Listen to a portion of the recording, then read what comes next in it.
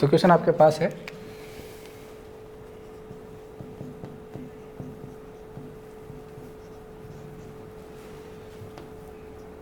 ये लो, ये कोई क्वेश्चन है, ठीक है। और क्वेश्चन ये कह रहा है आपके पास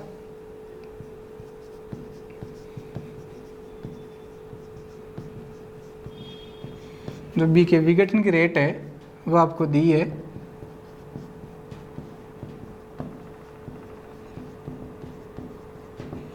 ये है, ठीक है।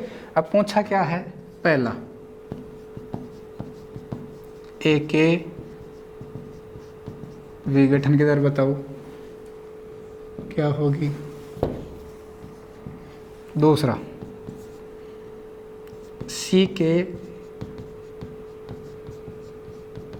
बनने की दर बताओ क्या होगी। और तीसरा आप तो हमें आर ओ आर बता दो क्या होगा, ठीक है। करोगे कोशिश, ओके ठीक है, चलो करो, पोज करके करो। तो कर लिया होगा आपने।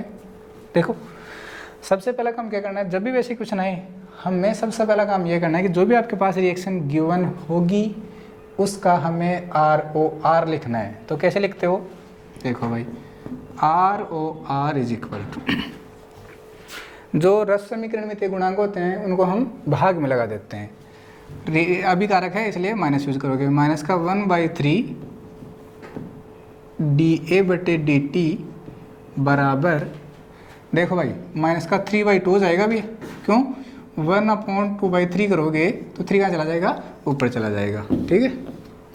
3/2 dB/dt बराबर dC/dt, ठीक है, लिख दिया।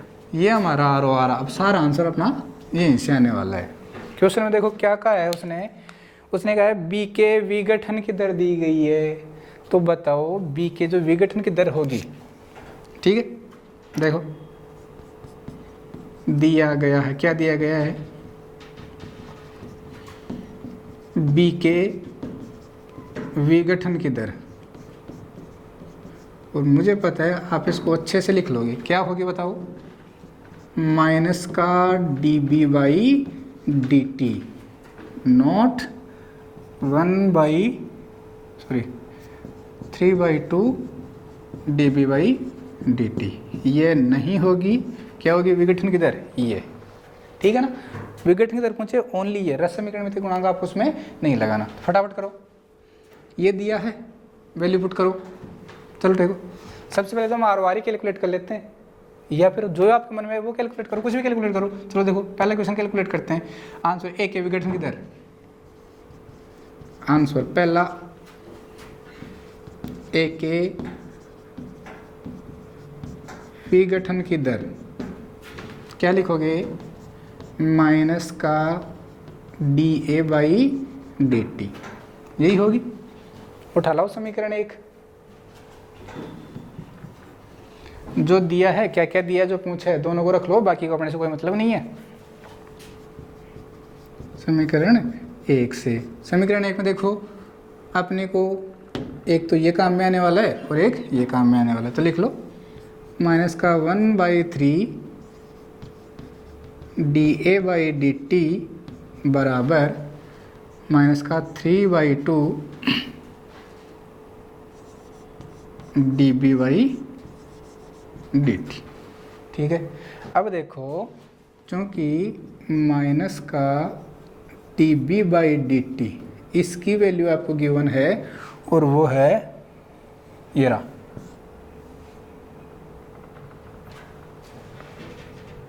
ठीक है। इसको थोड़ा चेंज कर लो आप, इसको लिख दो 2 × 10⁻² लिख लो, ठीक है, कोई दिक्कत नहीं। तो लिख दो 2 × 10⁻², मोल पर लीटर पर सेकंड। अब इसकी वैल्यू आपको गिवन है, उठा के केवल यहीं तो पुट करनी है, इसकी वैल्यू गिवन है ये रही, उठा के पुट करो। अब हमें क्या फाइंड करना है, माइनस का dA/dt, यहाँ पे 1/3 एक्स्ट्रा है, हटाओ उधर भेजो, तो माइनस का dA/dt इज इक्वल टू ये 3 भाग में बराबर की उधर जाएगा तो गुना में चला जाएगा। तो 3 और ये 3 कितना हो जाएगा 9, 3 × 3 डिवाइडेड बाई 2, ये 3 उधर चला गया तो ये 3/2 तो ये रहा और ये 3 ये रहा। अब माइनस का dv/dt की वैल्यू कितनी है 2 × 10⁻²। देखो 2 से 2 मरा, कितना आ गया 3 3 जा 9, 3 तिया 9, तो आ गया माइनस का dA/dt बराबर 9 × 10⁻² मोल पर लीटर पर सेकेंड। ठीक है, आंसर आपके पास पहला आ गया है। दूसरा सी के बनने की दर फटाफट कैलकुलेट करो, अब भी आंसर आना चाहिए। सीधा सीधा दिया है, देखो कुछ नहीं है, कोई रसमिक नमितीय गुणांक नहीं है, आपके पास dv/dt की वैल्यू है 3/2 से मल्टीप्लाई कर दो, आंसर सामने आएगा। चलो देखो,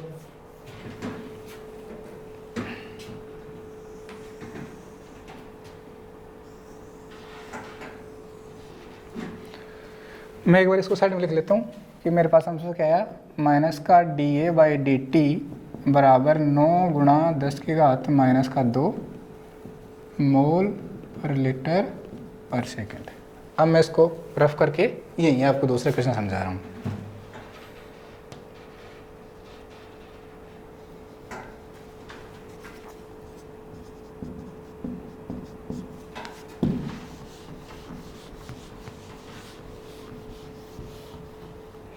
देखो भाई, सी के बनने की दर कुछ नहीं है, ये लो dc/dt, समीकरण 1 से उठाओ भाई, dA/dt का मान अपने पास मान पता लग गया, ये रहा dc/dt का है, चाहो तो b का भी दिया हुआ है, कुछ भी कर सकते हो आप, दोनों से आंसर निकाल सकते हो, आंसर सेम आएगा। अब की बार मैं केवल 1 से करूँगा, दूसरे से आप खुद घर पे ट्राई कर लेना। ठीक है, समीकरण 1 से, समीकरण 1 में क्या क्या ये आ गया अपने पास, ये पूछा है, देखो माइनस का 1/3 dA/dt is equal to dc/dt, क्योंकि माइनस का dA/dt इज इक्वल टू अपने पास है 9 × 10⁻² मोल पर लीटर पर सेकेंड। तो अब ये जो वैल्यू है, इस वैल्यू को हम पुट यहाँ पे कर देते हैं। ठीक है, ये लो, मैं इसको थोड़ा सा ये लो कि ये वैल्यू ये रही, अब 1/3 एक्स्ट्रा है ना, तो मैं वैल्यू पुट कर रहा हूँ dc/dt इज इक्वल टू 1/3 × 9 × 10⁻²। ये काटो, 3 3 जा 9, तो dc/dt इज इक्वल टू 3 × 10⁻² मोल पर लीटर पर सेकेंड। ठीक है, तो मैं इसको भी इधर लिख लेता हूँ, dc/dt इज इक्वल टू आ गया 3 × 10⁻² मोल पर लीटर पर सेकेंड। ये दो तो आ गए। ठीक है, तीसरा ROR, अरे अब इसको तो कर लेना रहे, कर लोगे, बोल लो, ठीक है भाई, चलो करो। तीसरा ROR, मैंने क्या कहा था, आप रेट चाहे अभिकारक के रेस्पेक्ट में निकालो चाहे उत्पाद के रेस्पेक्ट में निकालो, रेट हमेशा क्या आएगी, सेम आएगी। तो मैं केवल एक के लिए निकाल रहा हूँ, बाकी आप होमवर्क हो गई, और मैं केवल ये वाली निकालूंगा dc/dt वाली, सीधी सी है। ठीक है, वो मैं निकाल देता हूँ, बाकी आप हार्ड वाले आप कर लेना। ठीक है, तो ROR इज इक्वल टू, सीधा सीधा लिख रहा हूँ मैं, तो dc/dt, dc/dt की वैल्यू अपने पास है 3 × 10⁻²। तो बताओ ROR कितनी आ गया, 3 × 10⁻² मोल पर लीटर पर सेकेंड। चलो भाई, एक और बता देता हूँ, अब इसके रेस्पेक्ट में बता देता हूँ, बाकी ये वाला आप खुद निकालोगे अब। ठीक है ना, देखो ROR is equal to minus का 1/3 dA/dt अब देखो, चूंकि माइनस का dA/dt इज इक्वल टू कितना दिया गया है, 9 इंटू 10⁻⁻² मोल पर लीटर पर सेकेंड दिया है। रख दो value. ROR is equal to, देखो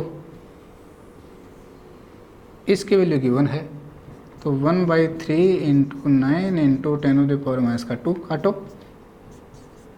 बोलो आई कि नहीं आई सेम। तो अब जरा सा एक होमवर्क, जरा सा, वो भी कुछ नहीं है, आंसर आपके सामने है कि आंसर क्या आने वाला है, 3 इंटू 10⁻² आंसर आने वाला है। तो यहाँ से आपको वैल्यू dV/dt की वैल्यू पुट करनी है, दी गई होगी, दी बिल्कुल दी गई है। 2 इंटू 10⁻², देखो कुछ नहीं करना, 3/2, इसकी वैल्यू 2, तो 2 से 2 मरा, क्या आया, ओनली 3 इंटू 10⁻²। ये लो, तीसरा भी मैंने आपको बता दिया। ठीक है, ले लो स्क्रीनशॉट और फिर आगे चलते हैं। चलो ठीक है, मैं उम्मीद करता हूँ कि आपको ये अच्छे से समझ में आ रहा होगा, आप रासायनिक बल गति को एंजॉय कर रहे होंगे। ठीक है भाई, आगे चलते हैं। इंग्लिश में किसी को कोई समस्या थोड़ी है। अरे इतने तो बोल भी नहीं रहा मैं। देखो अब हम क्या पढ़ना है,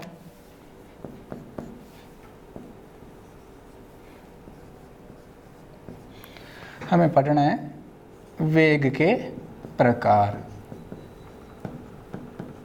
अंग्रेजों के लिए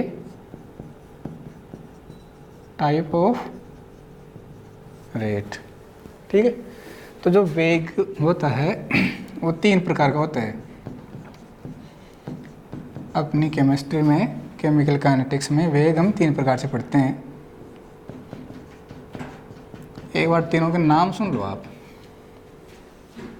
सबसे पहला औसत वेग, कुछ नहीं है, बिल्कुल ईजी है।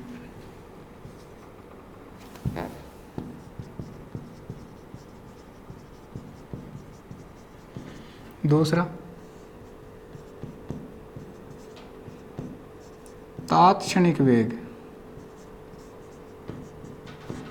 इंस्टेंटेनियस।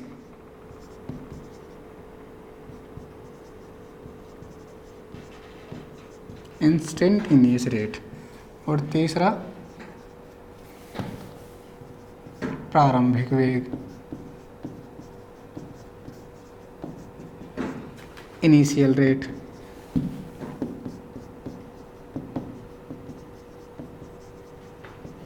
देखो भाई, जिसको इंग्लिश में समस्या आती है वो आराम से हिंदी में पढ़ो, ठीक, कोई दिक्कत नहीं है। ठीक, अब देखो मैं एक एक को हम अच्छे से पढ़ते हैं, ग्राफ बना बना के पढ़ते हैं, कोई दिक्कत आपको नहीं आएगी। ठीक है, मिटाओ इनको। ओके, तो सबसे पहला हम क्या पढ़ रहे हैं, औसत वेग पढ़ रहे हैं भाई। क्या पढ़ रहे हैं, औसत वेग पढ़ रहे हैं। पहला, सबसे पहला मेरा है औसत वेग, इंग्लिश में कहते हैं एवरेज रेट। ठीक, देखो क्या होता है औसत वेग, पहले समझा देता हूँ फिर आपको डेफिनेशन लिखा देता हूँ। चलो पहले सुन लो। होता क्या है, आपको एक निश्चित समय अंतराल दिया जाएगा कि 5 मिनट से लेकर 10 मिनट के बीच में आप किसी अभिक्रिया का वेग बताओ। तो एक निश्चित समय अंतराल में जो वेग होता है उसको क्या कहते हो, औसत वेग कहते हैं। ध्यान रखना, एक निश्चित समय अंतराल में, एक डिफाइनाइट टाइम इंटरवल में जो रेट होती है उसी को क्या कहते हैं, औसत वेग। ठीक है, लिख देता हूँ, एक निश्चित समय अंतराल, ध्यान रखना टाइम इंटरवल,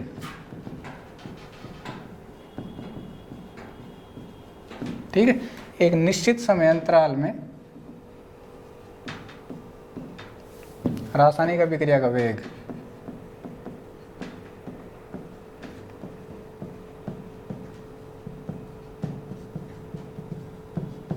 क्या कहलाता है, औसत वेग कहलाता है।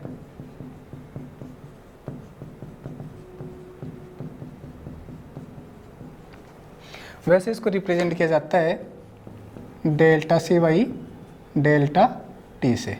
ध्यान रखना, delta C by delta T, वही change in concentration divided by change in time, दिए गए समय में सांद्रता में कितना परिवर्तन हो रहा है वही। ठीक है, जो डेल्टा है वो किसको बताता है, बड़े परिवर्तन को बताता है, डी किसको बताता है, छोटे परिवर्तन को बताता है, और डेल किसको बताता है, और भी छोटे परिवर्तन को बताता है।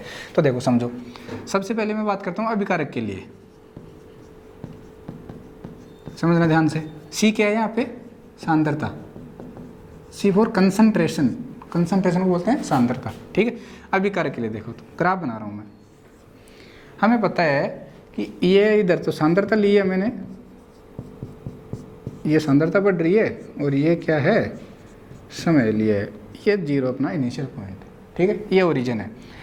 हमें पता है कि अभिकारकों की सांद्रता समय के साथ क्या होती जाती है, घटती जाती है।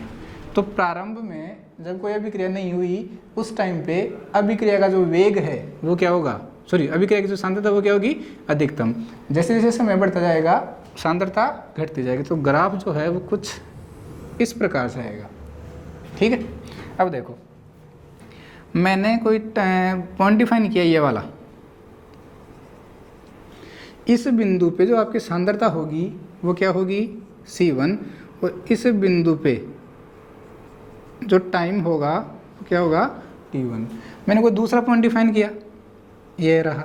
तो देखो इस बिंदु पे सांद्रता क्या होगी, C2, और इस पॉइंट पे जो समय क्या होगा वो T2। ठीक है, अभी लिख देता हूँ मैं। तो अब हमें ये कहा जा रहा है कि T1 और T2 समय के बीच में आप जो वेग ज्ञात करोगे उस वेग को क्या कहोगे, औसत वेग। मैंने क्या कहा है, एक निश्चित समय अंतराल में जो वेग होता है उसको क्या कहा जाता है, औसत वेग। तो आपको एक टाइम इंटरवल दिया है निश्चित कि T1 और T2, अभी इनकी वैल्यू कुछ भी हो सकती है, 5 सेकंड 10 सेकंड हो सकता है, कुछ भी। तो इन दोनों के बीच में जो अभिक्रिया का वेग आएगा वो क्या होगा, औसत वेग। अब हमें पता है, देखो भाई वेग क्या होता है, change in concentration divided by change in time. सांद्रता में परिवर्तन बटे किस में परिवर्तन, समय में परिवर्तन।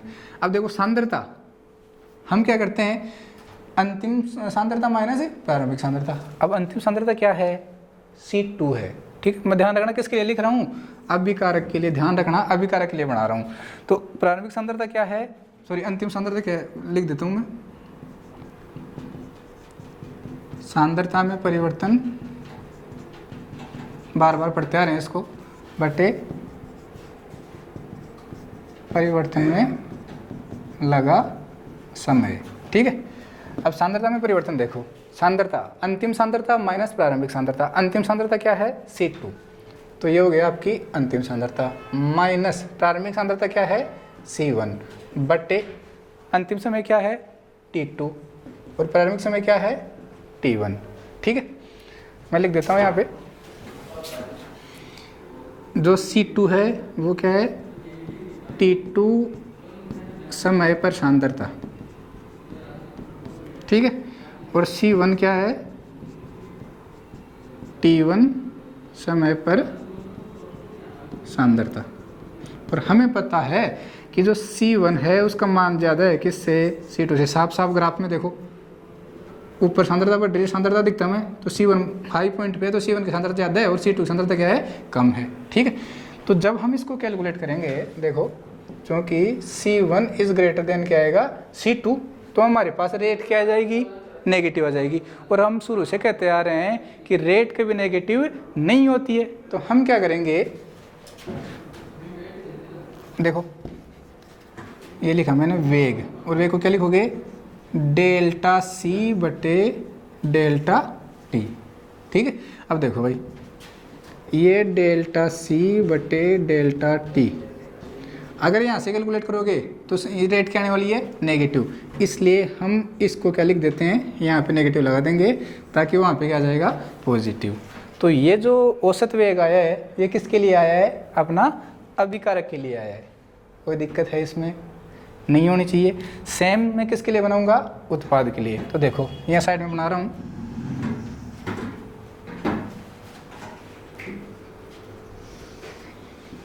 दूसरा ये उत्पाद के लिए। देखो भाई ठीक है,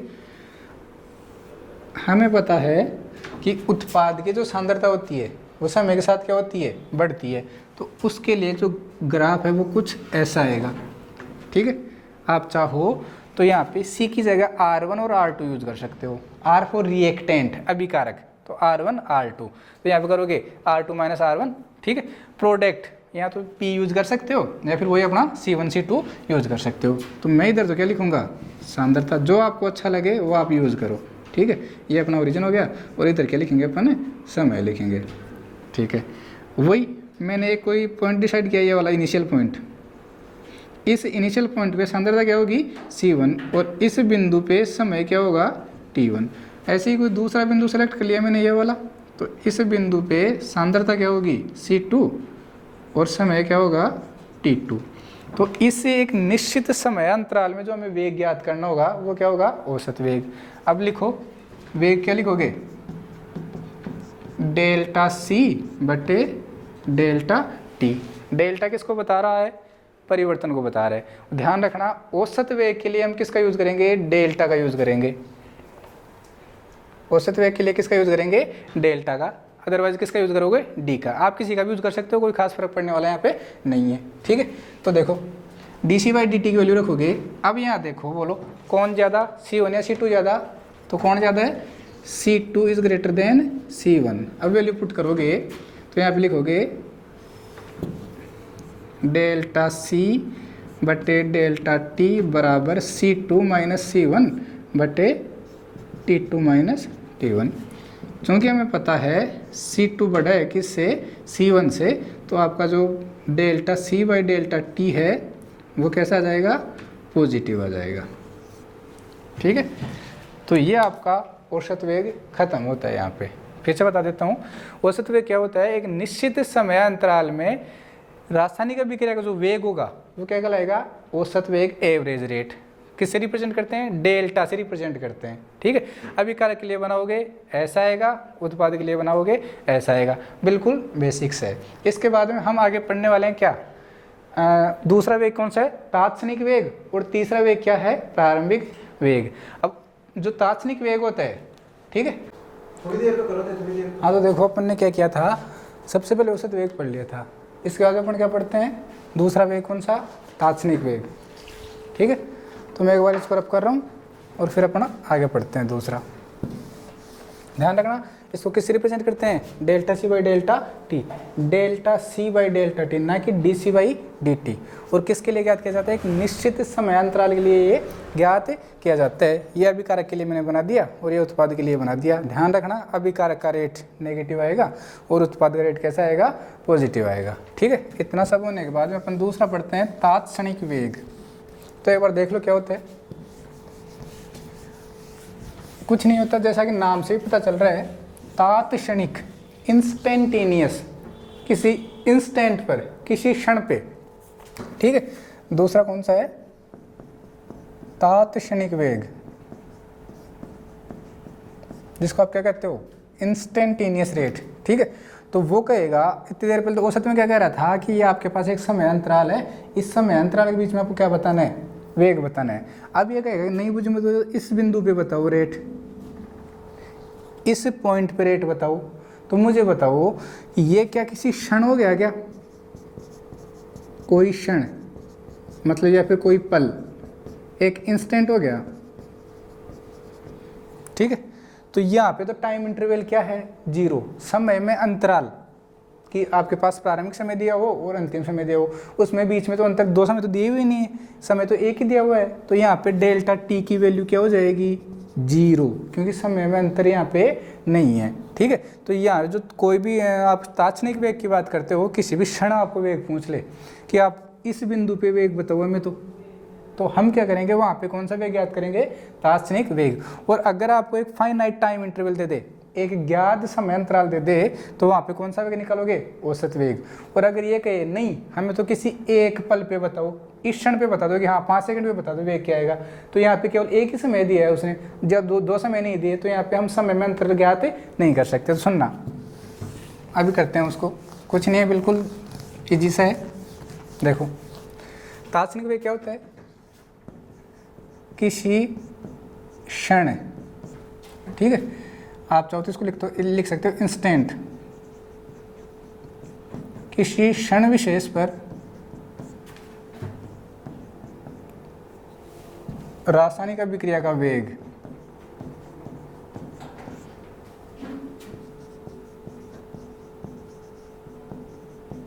रासायनिक अभिक्रिया का वेग क्या कहलाता है?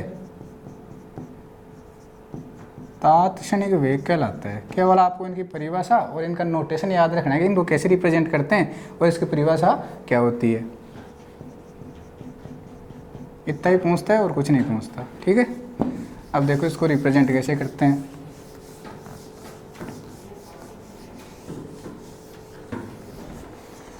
हमने औसत वेग क्या पढ़ा था? Delta C by delta T, यही पढ़ा था। अब हम क्या करें तात्क्षणिक वेग के लिए कि यहाँ पे डेल्टा टी तो क्या होगा? 0 होगा। ध्यान रखना तात्क्षणिक वेग के लिए डेल्टा टी क्या होगा? 0 होगा। तो मैंने लिखा यहाँ पे माना डेल्टा टी टेंड्स टू 0, मतलब जो समय में अंतर है वो लगभग कितना है? 0 है। तो अगर आप ऐसा लिखते हो इस औसत वेग के नीचे अगर आप ये चीज़ लिख देते हो तो आपका जो औसत वेग है वो किस में कन्वर्ट हो जाएगा? तात्क्षणिक वेग में कन्वर्ट हो जाएगा। ध्यान रखना यह आपका कहलाएगा तात्क्षणिक वेग। अगर delta C by delta T के आप बोल देते हो कि जो आपका समय में अंतर है डेल्टा टी वो 0 को टेंड कर रहा है, लगभग 0 ही है क्योंकि समय में आपको एक समय दिया हुआ है, वो समय है ही नहीं, तो डेल्टा टी कहाँ जा रहा है? 0 को टेंड कर रहा है। तो उस वाले केस में जो आपका औसत वेग था delta C by delta T से क्या बन जाएगा? D C by D T बन जाएगा। और ये D C by D T क्या कहलाएगा? आपका तात्क्षणिक वेग कहलाएगा। बताओ इसमें कोई दिक्कत है? चलो अच्छी बात है। ये आपका हो गया तात्क्षणिक वेग। ध्यान रखना स्पेशल ये वाला है तात्क्षणिक वेग। अब अपन तीसरा टाइप और पढ़ लेते हैं। मिटा दो उसको, ठीक है। अब हम तीसरा वेग पढ़ने जा रहे हैं। कौन सा था? बताओ देवी कौन सा था? Very good. तीसरा कौन सा था? प्रारंभिक वेग, जिसको आपने क्या कहा था? इनिशियल रेट, ठीक है। देखो कुछ नहीं है, नाम में सब कुछ रखा है। प्रारंभिक वेग मतलब प्रारंभ में जो वेग होगा, ठीक है। प्रारंभ में कब? जब t बराबर 0 हो, जब समय t बराबर क्या हो? 0, उस समय पे वेग क्या कहलाता है? प्रारंभिक वेग कहलाता है, ठीक है। तो हम इसको ऐसे लिख सकते हैं क्या? D C by D T और यहाँ पे जो t है इज इक्वल टू क्या होगा? 0 होगा। ध्यान रखना प्रारंभिक वेग के लिए t बराबर क्या होना जरूरी है? 0 होना जरूरी है। और अभी हमने पढ़ा था तात्क्षणिक वेग के लिए डेल्टा t बराबर क्या होना जरूरी है? 0 जरूरी होना है, ठीक है। तो ये जो रिप्रेजेंटेशन है ये किसको रिप्रेजेंट करता है? प्रारंभिक वेग को रिप्रेजेंट करता है। ध्यान रखना यहाँ पे t बराबर क्या रखना पड़ेगा? आपको 0 रखना पड़ेगा, ठीक है। अब देखो मुझे बताओ जब समय 0 है तो क्या उस समय अभिक्रिया हो पाएगी? बिल्कुल नहीं हो पाएगी, क्योंकि समय आपने आपने अभिकारक को बीकर में या फिर किसी भी वेसल में ले रखा है। अब समय 0 है, इसका मतलब अभिक्रिया हुई ही नहीं है। जब अभिक्रिया हुई ही नहीं है तो काहे का वेग, ठीक है ना। तो प्रारंभिक वेग क्या होता है? प्रारंभिक वेग t बराबर 0 पर क्या होता है? 0 होता है, याद रखना, ठीक है। ओके, रिप्रेजेंटेशन याद रह जाएगा। फिर से रिपीट कर देता हूँ। Delta C by delta T किसको बताता है? औसत वेग को बताता है। अगर हम इसी delta C by delta T के लिमिट लगा दें कि सर हमने मान लिया कि जो डेल्टा टी है वो लगभग 0 है, तो ये क्या कहलाएगा? तात्क्षणिक वेग कहलाएगा। ठीक है, और अगर समय 0 हो जाए, ठीक है, तो ये सॉरी इसको कैसे लिखोगे आप? dc/dt। आप ये कह सकते हो, तो यही तात्क्षणिक वेग है, और अगर ऐसा लगा देते हो तो ये किस में कन्वर्ट हो जाता है? dc/dt में। और तीसरा क्या था कि dc/dt जब t बराबर क्या हो? 0, तो ये क्या बन जाता है? प्रारंभिक वेग बन जाता है। ठीक है, मेरे ख्याल से आपको यह सब कुछ समझ में आ गया होगा। तो हमने क्या क्या पढ़ा? सबसे पहले वेग पढ़ा, ठीक है, फिर वेग को प्रदर्शित करने का तरीका पढ़ लिया और वेग के प्रकार पढ़ लिए। ठीक है, इसके बाद में एक बार में आपको वेग नियम पढ़ा के फिर वेग को प्रभावित करने वाले कारक पढ़ाते हैं, और फिर उसके बाद में कोटि पढ़ते हैं, शून्य कोटि, प्रथम कोटि, सेकंड द्वितीय कोटि, और उसके बाद में कोटि और अनुसंख्यता में अंतर। बहुत सारा सब बहुत कुछ है पढ़ने के लिए। ठीक है, तो मैं उसको मिटा रहा हूँ। तो अपने अगली हेडिंग क्या होगी? वेग नियम। ठीक है, रेट लो। कुछ टर्म्स आएगी, अच्छे से उनके ऊपर आप ध्यान रखना। तो अब अपनी अगली हेडिंग है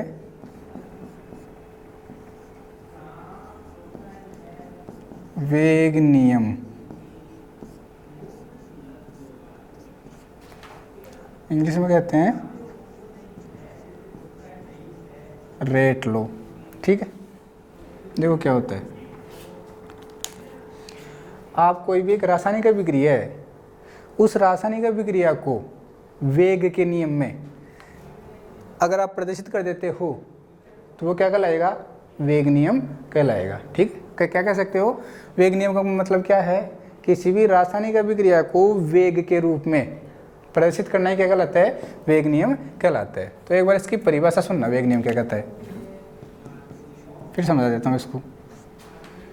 किसी निश्चित समय में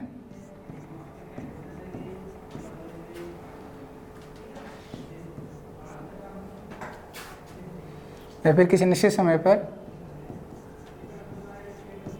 किसी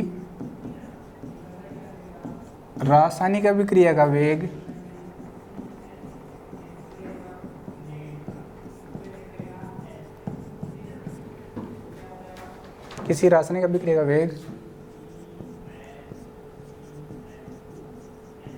उस अभिक्रिया में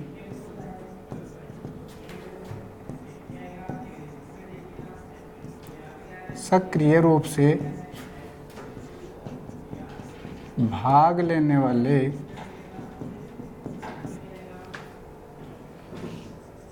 अभिकारक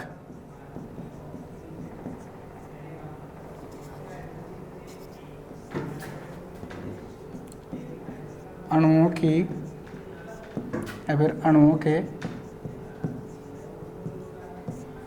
सक्रिय द्रव्यमान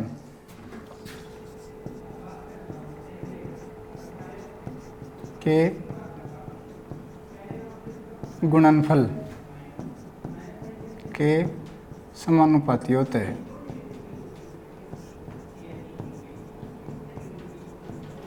सुनना, किसी निश्चित समय पर, समय का मान फिक्स है, आप इसको काट भी सकते हो, किसी रासायनिक अभिक्रिया का वेग उस अभिक्रिया में सक्रिय रूप से भाग लेने वाले अभिकारक अणुओं के सक्रिय द्रव्यमान के गुणनफल के समानुपाती होता है। अब यहाँ पे एक एक चीज़ें हैं, उन टर्म्स को मैं समझा देता हूँ। देखो, पहले तो आया है कि अभिक्रिया का वेग है। देखो जनरली अपन क्या कहते हैं, किसी रासायनिक अभिक्रिया का वेग अभिकारकों की सांद्रता के समानुपाती होता है। मैंने यहाँ पे क्या लिखा है, किसी रासायनिक अभिक्रिया का वेग उस अभिक्रिया में सक्रिय रूप से, गौर करना, सक्रिय रूप से भाग लेने वाले अभिकारक अणुओं के सक्रिय द्रव्यमान, आप इसको सांद्रता कह सकते हो, या तो सक्रिय द्रव्यमान कह दो या फिर सांद्रता कह सकते हो। ठीक है, मतलब समझना। सक्रिय रूप से भाग लेने वाले का मतलब क्या है, आपके पास एक अभिक्रिया है जिसमें खूब सारे आपने अभिकारक अणु ले रखे हैं, और आपने अगर क्लास 12 का थोड़ा बहुत आपको याद हो तो आपने पढ़ रखा है कि जो रासायनिक अभिक्रियाएं होती है वो टक्करों के द्वारा संपन्न होती है, उनके बीच में कोलिजन होते हैं। आपने संगत सिद्धांत का भी नाम सुना हो तो, कि अभिकारक जो अणु होते हैं उनके बीच में क्या होती है, टक्करें होती है, और अगर वो टक्करें प्रभावी होगी तभी वो अभिकारक अणु किस में जा पाएंगे, उत्पाद में जा पाएंगे। ठीक है, तो अभिकारक तो आपने बहुत सारे ले रखे हैं, लेकिन जितने सारे अभिकारक ले रखे हैं क्या सारे के सारे अभिकारक अणु सक्रिय रूप से भाग थोड़ी लेंगे, उसमें कुछ ना कुछ होते हैं वो इनएक्टिव होते हैं, अक्रिय होते हैं, वो भाग नहीं लेते। तो अपने क्या कहा, जो अभिकारक अणु भाग लेंगे, सक्रिय रूप से भाग लेंगे, उन्हीं की सांद्रता की बात करनी है, सारे अभिकारक अणुओं की अपन बात नहीं करते हैं। ठीक है, याद रखना। दूसरी बात हमने क्या कहा, किसी रासायनिक अभिक्रिया का वेग उस अभिक्रिया में सक्रिय रूप से भाग लेने वाले अभिकारक अणुओं के सक्रिय द्रव्यमान के गुणनफल के समानुपाती होते हैं। अब ये सक्रिय द्रव्यमान कुछ नहीं होता, आपकी जो सांद्रता होती है पर जो सांद्रता पर यूनिट होती है, एक इकाई जो सांद्रता होती है उसी को क्या कहा जाता है, सक्रिय द्रव्यमान। आपने पढ़ा होगा लॉ ऑफ मास एक्शन, गुलबर्गियम बागे का सक्रिय द्रव्यमान का नियम, जिसको आप द्रव्यानुपाती क्रिया नियम भी कहते हो, वही है और कुछ नहीं है। ठीक है, दूसरी बात ध्यान रखना, जो वेग आपका नियम है, जो रेट लॉ है, वेग नियम हमेशा प्रायोगिक दिया जाएगा। प्रायोगिक मतलब एक्सपेरिमेंटल।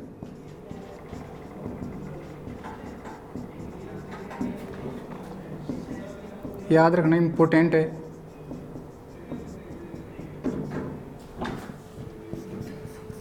इसका मतलब क्या है, आपके पास एक रिएक्शन है,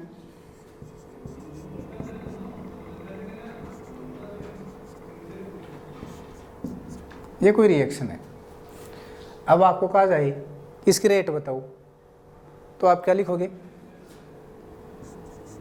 देखो भाई, अगर कोई महान इंसान है तो ये नहीं लिखेगा, ये बिल्कुल भी नहीं लिखेगा। क्यों?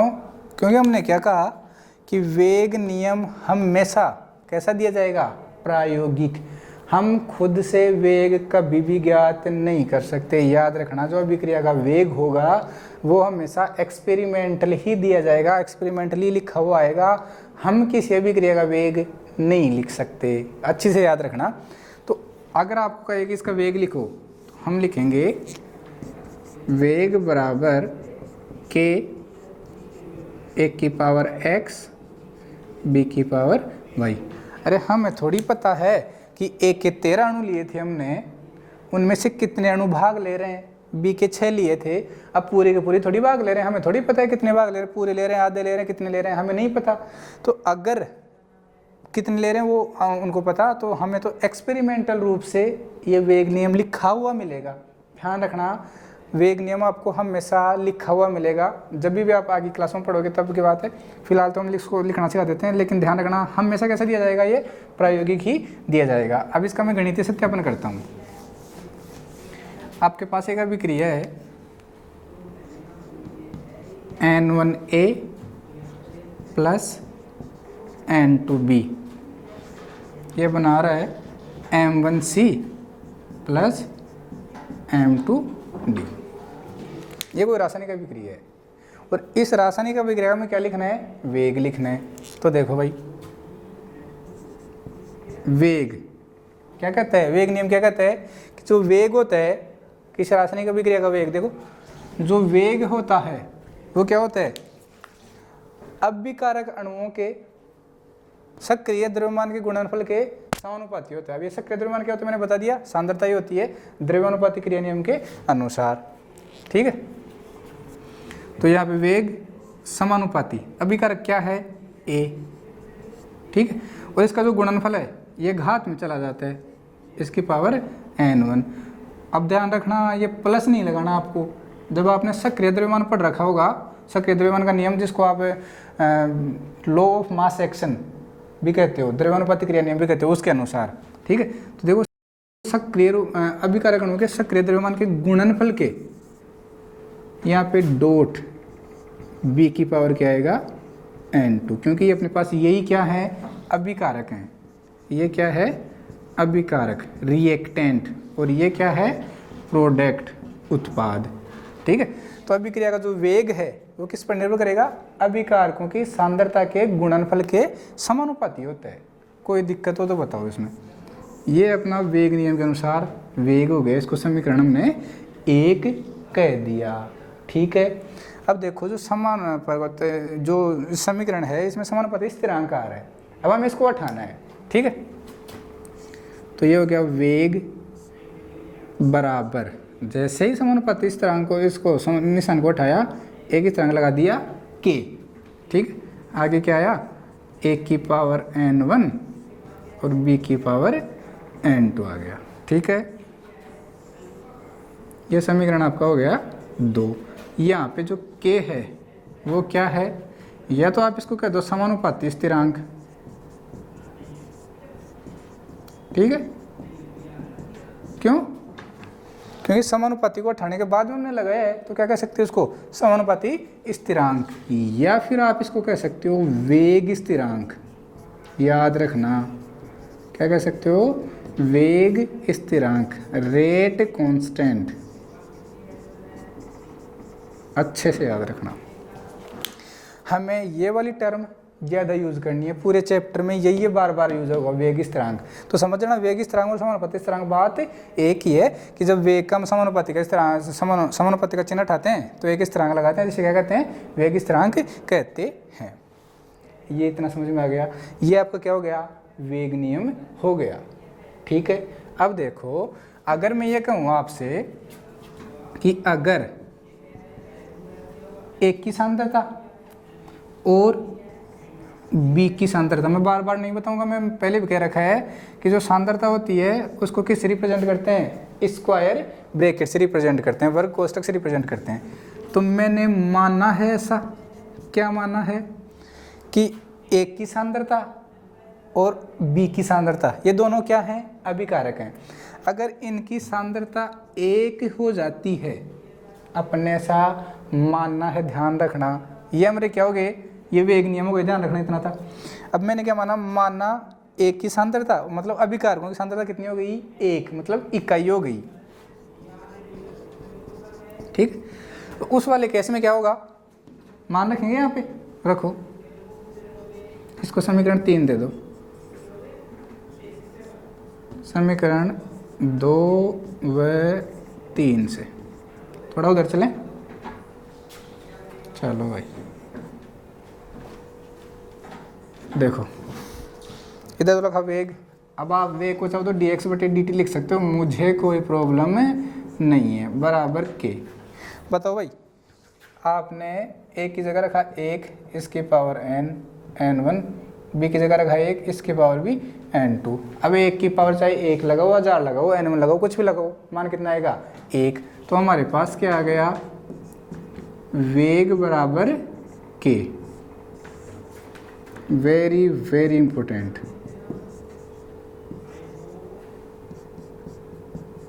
देखो भाई, वेग बराबर के, इसी को कहते हैं विशिष्ट अभिक्रिया वेग।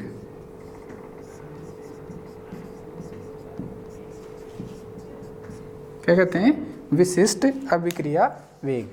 अब इसकी परिभाषा सुनो, कोई भी परिभाषा को आपको याद नहीं करना है। जितने भी हम केमिकल काइनेटिक्स पढ़ेंगे, आपको एक भी तो ग्राफ याद नहीं करना। क्लास 12th में या फिर कभी भी आपने अगर केमिकल काइनेटिक्स पढ़ी है, 0 order, first order, second order में खूब सारे ग्राफ बनते हैं। आप चाहो 50 प्रकार के ग्राफ बना सकते हो, एक भी ग्राफ याद नहीं करना, ना ही कोई परिभाषा याद करनी है, केवल और केवल ध्यान से समझना है। आपको अच्छे से सब कुछ याद मैं करवा देता हूँ, ठीक है। अब देखो, वेग बराबर क्या आया, अब इससे परिभाषा बनाते हैं अपन। हमने क्या किया, जब अभिकारकों की सांद्रता थी, उनका मान कितना रख दिया, 1 रख दिया, ठीक है। तो उस वाले केस में क्या हो गया, जो वेग था वो किसके बराबर आ गया, वेग स्थिरांक के बराबर आ गया। तो इसी को क्या कहते हैं, विशिष्ट अभिक्रिया वेग। कैसे लिखोगे, अगर वेग नियम में अभिकारकों की सांद्रता इकाई हो जाती है, ध्यान रखना, वेग नियम में अगर अभिकारकों की सांद्रता इकाई हो जाती है, इकाई मतलब 1 हो जाती है, तो उस अभिक्रिया का वेग क्या गलत है, या फिर उस अभिक्रिया का वेग किसके बराबर हो जाता है, वेग स्थिरांक के बराबर हो जाता है। तो इसी क्या कहते हैं, विशिष्ट अभिक्रिया वेग कहते हैं। मैं लिख देता हूं,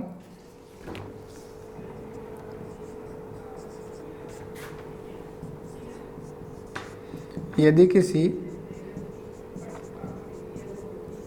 रासायनिक अभिक्रिया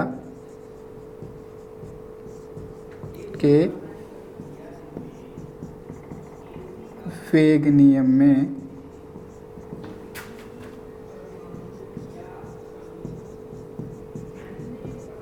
अभिकारकों की सांद्रता इकाई यूनिटी हो जाती है,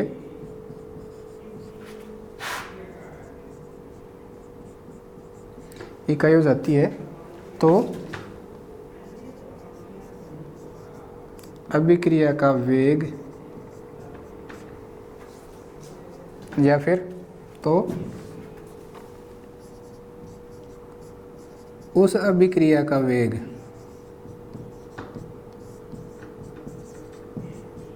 किसके बराबर हो जाता है,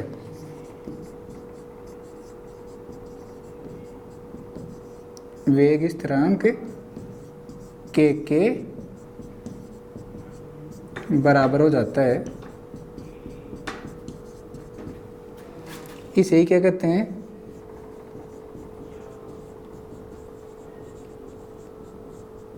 विशिष्ट अभिक्रिया वेग कहते हैं।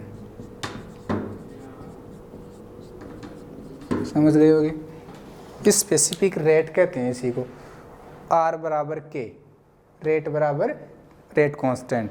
ठीक है, तो क्या कहोगे, अगर वेग नियम में अभिकारकों की सांद्रता क्या हो जाती है, इकाई हो जाती है, तो वहाँ पे जो वेग है वो किसके बराबर हो जाता है, वेग इस तरह के बराबर हो जाते हैं। और इसे ही क्या कह देते हैं हम, विशिष्ट अभिक्रिया वेग। ठीक है, अगर किसी को स्क्रीनशॉट लेना है ले लो, फिर हम आगे बढ़ते हैं। ले लिया, ठीक है, कोई दिक्कत नहीं है। अब मैं क्या करता हूँ, आपको इस वेग की इकाई लिखाना सीखते हैं अपन। थोड़ी देर पहले मैं लिख रहा था ना, मोल पर लीटर पर सेकंड, तो वो कैसे लिखते हैं वो देखो, बड़ा इंपॉर्टेंट है, बिल्कुल इजी है, बड़ा इंपॉर्टेंट है। किसी भी एग्ज़ाम में, राजस्थान की आरपीएससी की फर्स्ट ग्रेड जो एग्ज़ाम होती है उसी में 2-3 क्वेश्चन आए थे इस बार 2020 वाले एग्ज़ाम में, तो अपन सारे सॉल्व करते हैं। ठीक है, ध्यान से समझना, बिल्कुल ईजी है। मैं आपको पूरा प्रूफ करके बताता हूँ, लेकिन आप डायरेक्ट ट्रिक याद रखोगे। ठीक है, एग्ज़ाम में सीधा पूछा जाता है, मैं आपको प्रूफ करके बताता हूँ कि ये कैसे क्या होता है।